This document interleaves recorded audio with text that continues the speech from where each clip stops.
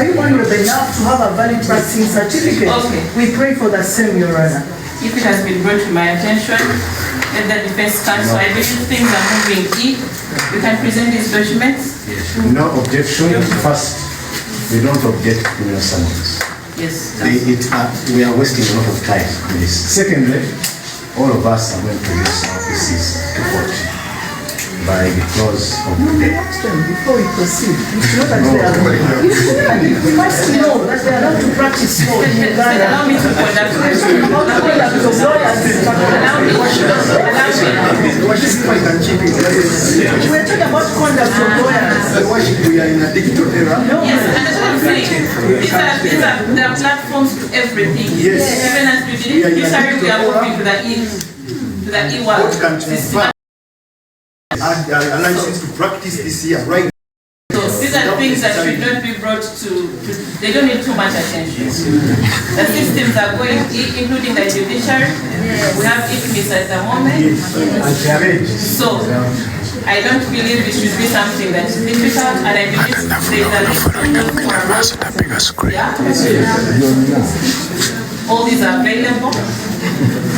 But for now, counsel defense, get for us a rough. Give us any of those. Actually, you have them. Let those who have time present them. It's okay, even soft can avail. You know, one of the people who are just trying to see they are just hope he's going to access right now. So what we are talking about was serious matters. I'm glad that the rest of you are here. You managed to fight. And that was the first because I was also denied access as part of the delegates. But you're here. Finally, But it's a battle you it's want. a battle you watch from. We are glad that you're here. And just for our pieces, we have. Let me have the pieces. Your Honor, I pray to be put on record. It is really a fact that our landed projects are painting such a picture. If the security stops you, I am not the spokesperson, right? But these are protocols. No, I'm not going to talk about the security. I'm not going to talk about the security because I have a full courtroom and I believe we have those from the public, those who are not officers of court who are present. So I've today conducted another court that had different stakeholders, including witnesses. So I don't believe this court is inaccessible. I am from that had different, even complainants, persons on bail, they were able to be present. I am not going to go to that. Security is present for our own betterment, and we are able to access court. That is why some of you are present. If I entered here and the courtroom was empty, I would think otherwise. I'm not going to address that matter, but I believe this place is accessible because you're here. Most obliged. So the pieces, anyone with a hard copy? Your Honor, the supposition. Yes. That we be availed those pieces before we can proceed any further. That's what I'm raising on that. Okay. Now because I also need to take a couple of water. So what we are going to do? Who has the piece for me? I'm going to get this. You are doing for this. The system is someone go on the system and you see the list. Yes, you can go on the system. These things have been decentralized. Print and look at them. That's why we are drafting. That's why we are drafting. Some of us just take pictures. Okay. So I want to go to trivial matter. Barikubaro ni Nsigo Media. Following, Even this one is liking. not a trivial matter because those who practice before court must have a license from the government. Not anyone can walk into that. Okay, I have been told that there are some people who are supposed to be before the worship Stephen Waiduba, and they're in this courtroom. If you know you're supposed to be before a different magistrate, please excuse us. You have been the chief magistrate that I mentioned to me. Any of you translate to them. wabawo omuntu nga yapiyalinga mu maaso g'omulamuzi Zoship Waidula Stephen ali mu kooti wale neddako osobola okufuluma n'ogenda mu kooti wale. Anyone who is supposed to be before Worship Stephen Waidula, waliwo omuntu yenna nga ali mu maaso g'omulamuzi Zoship Waidula Stephen, please step out. The magistrate is in court and I don't want you to miss court. ali mu kooti already yingira mu kooti wale neddako. Thank you. Your Honor, just a moment. Also a procedure issue arising to what she's raising. Personally, I've never appeared in a matter where, and I'm not sure whether she's a chief state attorney as she says.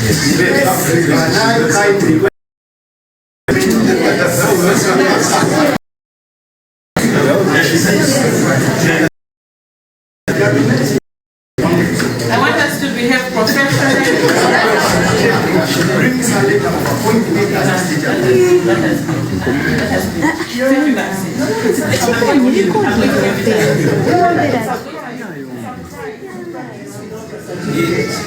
And I'm gazetted. And I have it here. We are praying. Your Honor, we are praying. I'm protected by the government. I'm gazetted as a chief attorney. Your Honor, as any reason, can I say? Okay, now what I'm going to do, I'm going to step out so that if you get the manners of court, I will return. I am not going to conduct a market when I'm supposed to be in a courtroom. So when you're ready, I shall be available in my chambers and I'll be called back. But if you're going to behave like this in front of the general public,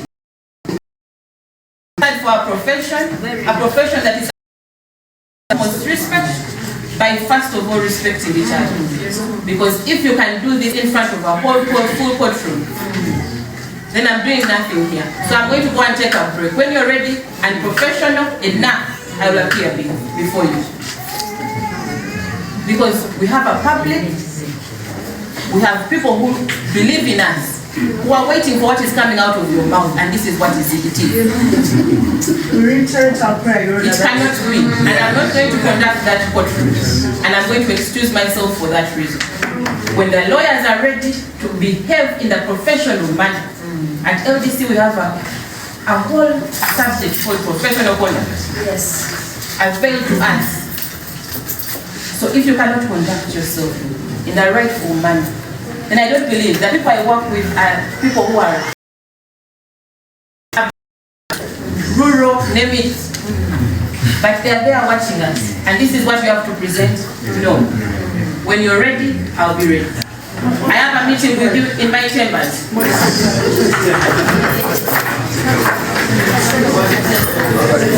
Yalo bategeeza nti balooya babadde beeyisa bubi.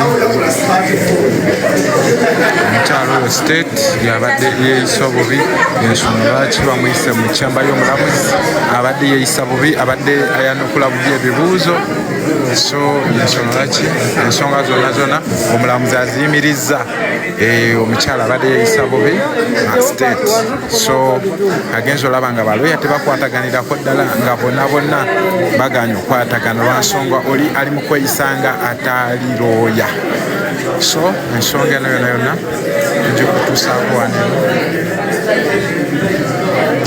abalamu platform. So naye akatwegatako media obali kulaba. So ensonga zonna bereza wano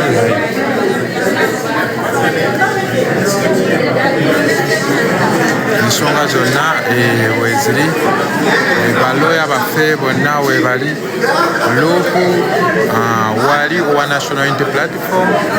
Ensonga zonna weziri wano bonna bakikwasaganya bulungi nnyo. Honorable Shami Malende wali nnyo, Honorable Kanso Muyizi wali nnyo, bakanso Zabala Kanso Nalukola bonna baliwo. Bona baliwo. Kooti ndowooza ogibona bulungi. Omulamuzi yekyanze yakuba nti kave ku mukooti katono ino olw'ensonga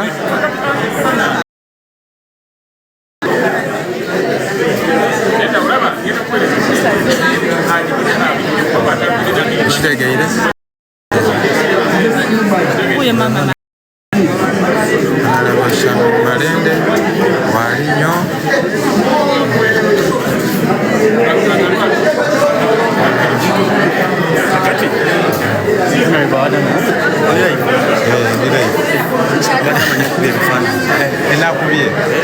Nakubye biri kugiye ngamba nyako mbirina naye biri ku namba eno ngenda kwekusemekera 070 Jiwe mali mabirizi 070 03 05 80 Baron is media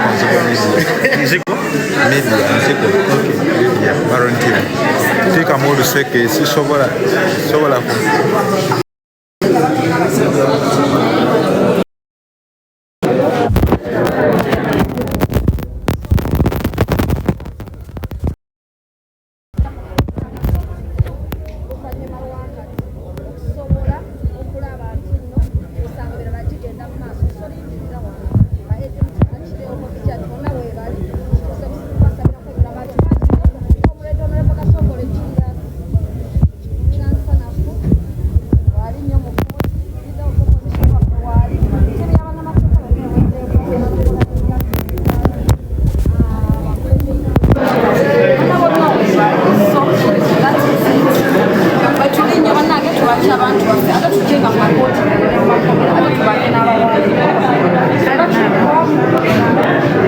Okay, Mama Kampala abaddeko ensonga z'atanyako eri abantu so nja kubategeeza nti kati wano we tuli ebintu byonna ng'ebigenda mu maaso on Nsigo Media so that ensonga zonna aba bulungi nnyo omulamuzi amaze kyangamuko olw'ensonga agenza okulaba nga abaloya be bonna tebali mbeera nnungi ensonga lwaki amaze n'abagamba nti kasooke abasooka bakube mu kamiting then ensonga zonna zonna esigadde bagenda kuba nga bazikwasaganya bulungi nnyo mpola mpola so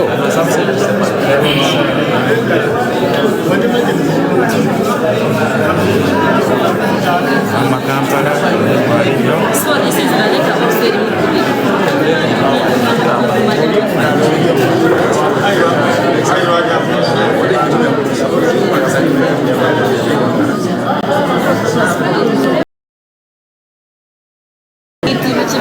Why did you ask for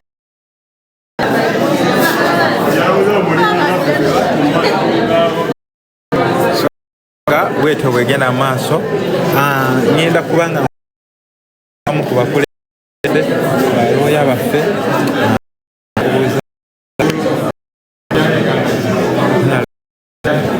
lugu waffe ate nga naye looya mutendeke nga bwe kiri National Unity Platform balooya bali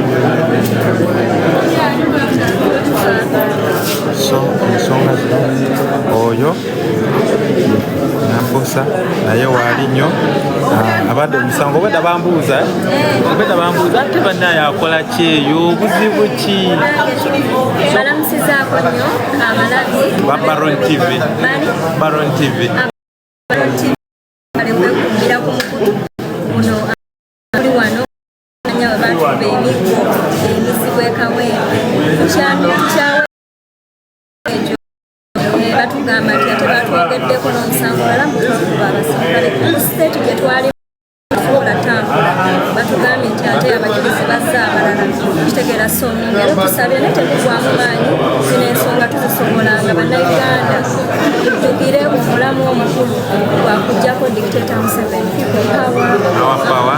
people power ndowooza ensonga eyo yo mugitegedde bulungi ensonga lwaki omukyalo oyo abadde wali eri mu Kaguli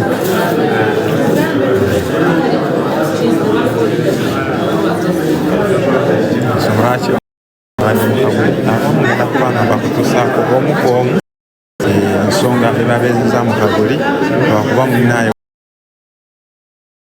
aganya so Honorable Zahara wali tiimu Shamim Malendete bajonkera Zahara nedda tekiribaawo era tekiriiwo ffe tugenda n'omuntu staba so ensonga ezo zonna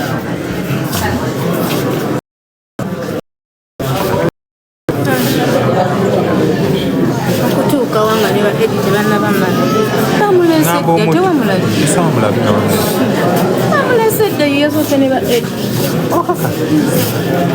obadde batubuzabuza ngu tannatuuka baani aba babuzaabuza obadde mbuuza bali abasibe bagamba tannatuuka yesookedde muno muli ba edit bamujjamu we bagalidde wano nga bali mukujja bannaye njagala obategeeza nti Bobby Giant waali mu kavuli weziri nnyo amazima. Bobby Giant waali atulina akirawo kivumbi tulina n'abalala obulungi so tuveeko ku live katono tugenda kukomawo baagala nnyo